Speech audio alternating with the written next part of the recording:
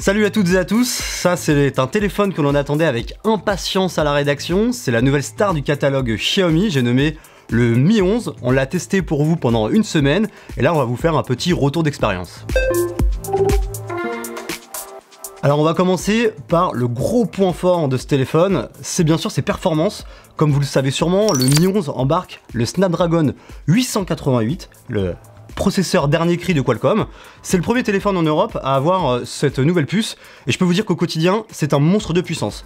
Il peut réaliser toutes les tâches sans anicroche, sans latence. Franchement, c'est un régal, c'est ultra fluide. Vous pouvez jouer aussi à Fortnite avec les paramètres graphiques les plus poussés possibles. Je n'ai franchement ressenti presque aucune latence sur 30 minutes de jeu. Peut-être une petite en début de game, mais c'était vraiment très léger. Sur le reste des tâches, sur la vidéo, du multitâche, de la navigation, c'est vraiment une grosse bébête, et ça on adore. Pour voir les performances brutes et graphiques du téléphone, on a réalisé des benchmarks et on les a comparés du coup à ceux du Galaxy S21, et on peut voir quand même que le Mi 11 il est supérieur sur la partie AnTuTu et GFX Bench qui calcule notamment tout ce qui est performance graphique. Pour d'autres benchmarks comme PCMark, les deux téléphones font jeu égal, mais ce qu'on peut observer globalement c'est que le Mi 11 se place quand même légèrement au-dessus du S21 européen. Dans tous les cas, on a écrit un test complet sur le site Frandroid, n'hésitez pas à aller voir le lien dans la description pour jeter un œil justement à tous les scores benchmark du Mi 11. Le seul petit bémol qu'on peut voir sur les performances, j'ai remarqué que le téléphone avait tendance quand même à pas mal chauffer après une session par exemple de 30 minutes de Fortnite. C'est le seul petit point noir que j'aimerais évoquer sur ce test. L'autre gros point fort du Xiaomi Mi 11, c'est son écran. On a un écran de 6,81 pouces, Quad HD, AMOLED, donc des contrastes infinis. On a une excellente luminosité au quotidien. Il n'y aura aucun problème pour lire des contenus en extérieur. Sur ça, franchement, c'est top du top. On a également une dalle très bien calibrée en mode normal, par contre qui est un petit peu trop saturée avec le mode saturé, par définition. Après, on vous conseille d'utiliser le mode auto qui ajuste les couleurs avec la luminosité ambiante. Donc dans l'idée, on a quand même un excellent écran qui est bonifié en plus avec un mode 120 Hz qui apporte une succulente fluidité au quotidien, c'est vraiment ultra agréable. Par contre, on remarquera que ce taux de rafraîchissement de 120 Hz n'est pas adaptatif comme sur les Galaxy S21, et cela joue un petit peu sur l'autonomie. Justement, l'autonomie du Mi 11, c'est pas son plus gros point fort. Grosso modo, vous pouvez tenir une bonne journée avec de la navigation internet, aller sur des applications, du streaming audio, du streaming vidéo, etc.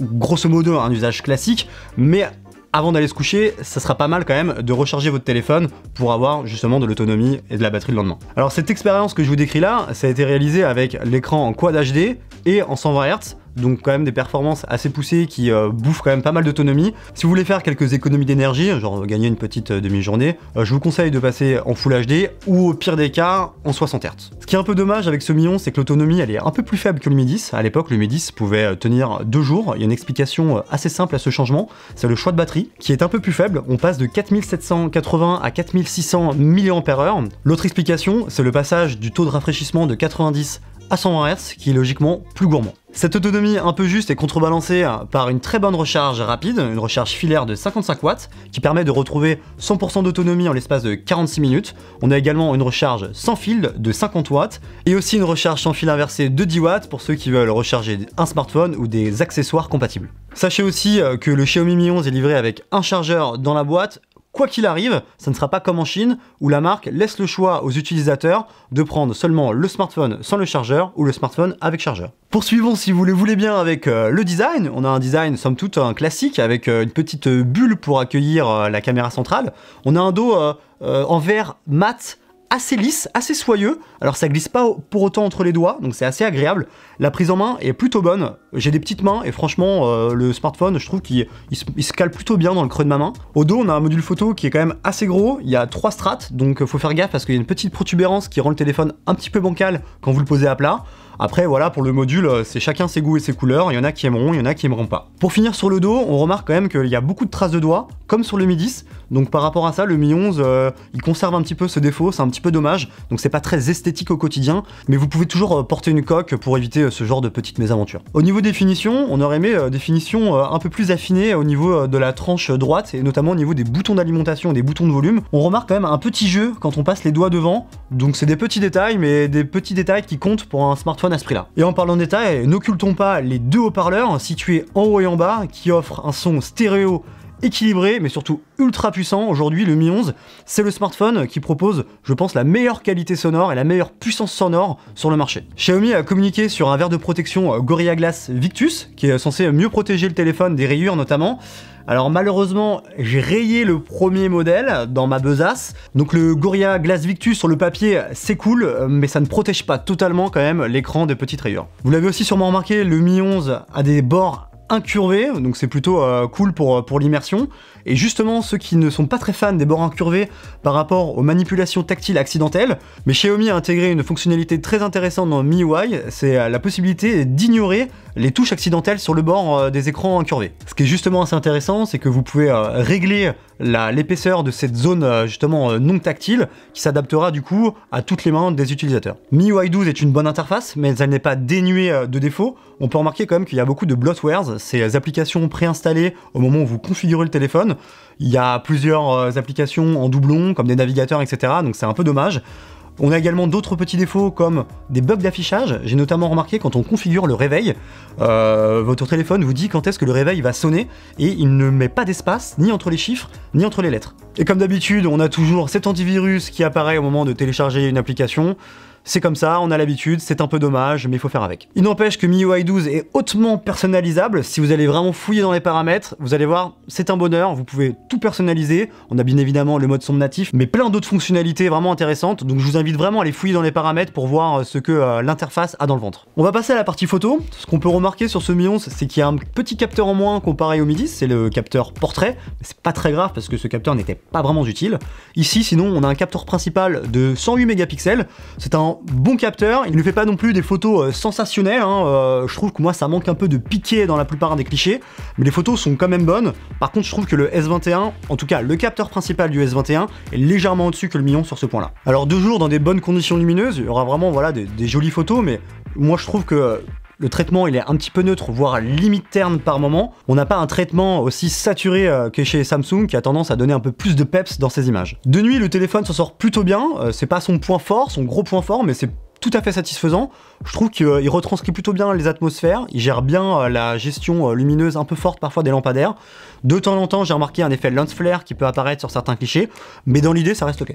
Alors avec ce capteur principal, on peut aussi faire des photos 108 mégapixels, c'est un mode disponible directement dans l'application appareil photo, et la différence entre une photo classique et une photo 108 mégapixels, croyez-moi, elle est assez impressionnante, avec un niveau de détail vraiment découplé entre l'avant et après. Par contre, attention, il vous faut vraiment des excellentes conditions lumineuses pour utiliser ce mode. Autre mode très intéressant et très efficace, c'est le mode macro, qui est propulsé par un capteur dédié, un capteur de 5 mégapixels. En général, sur les téléphones, ce genre de capteur a tendance à être assez nul, mais là, faut être honnête, Xiaomi a fait un gros travail et un beau travail. On peut prendre des sujets très proches et avoir un énorme niveau de détail très net. Franchement, le résultat, moi personnellement, il m'a impressionné. Troisième et dernier capteur, le capteur ultra grand angle de 13 mégapixels et de 123 degrés. Moi, j'ai remarqué quand même une belle incohérence colorimétrique entre le capteur principal et l'ultra grand angle. On a des photos qui sont quand même beaucoup moins saturées, avec beaucoup moins de couleurs, c'est un peu dommage. La nuit, vous oubliez, les photos sont très floues, ne sont pas belles du tout. Il n'est pas fait pour prendre des photos de nuit avec l'ultra grand angle. Et enfin, pour terminer, on peut évoquer le mode portrait qui profite d'un algorithme assez puissant, assez efficace. On a des sujets qui sont bien délimités, bien contournés. Franchement, on travaille plutôt propre sur ce point-là. Pour les amateurs de vidéo, vous pouvez filmer en 8K à 30 fps. Attention, l'image n'est pas très stable avec ce mode 8K. Pour une image un peu plus stable, vous pouvez passer en 4K à 60 fps, ça fera très bien le travail. Petit point que l'on regrette pour un smartphone quand même assez haut de gamme, vendu autour de 800 €, c'est l'absence de zoom optique x2. À ce prix-là, on aurait quand même aimé avoir ce genre d'optique, c'est un petit peu dommage. Après, vous pouvez profiter d'un zoom x2 numérique qui est ok, un peu plus gadget, on a un zoom x30, mais forcément les images vont être extrêmement dégradées. Qui dit smartphone haut de gamme de 2021 dit forcément 5G, le Mi 11 est compatible du coup avec ce nouveau standard, donc c'est toujours bon à prendre et bon à savoir. On peut également compter sur du Bluetooth 5.2, du Wi-Fi 6, également une puce NFC pour les paiements sans contact ou les titres de transport dématérialisés. Et sinon, on peut aussi compter sur 8 Go de RAM et 128 Go de stockage, mais attention, on n'a pas de carte micro SD pour étendre ce stockage. Donc globalement, est-ce qu'on a envie de vous conseiller ce Mi 11 ? Moi j'ai envie de dire oui, on lui a mis un 9 sur 10 sur le site de Frandroid.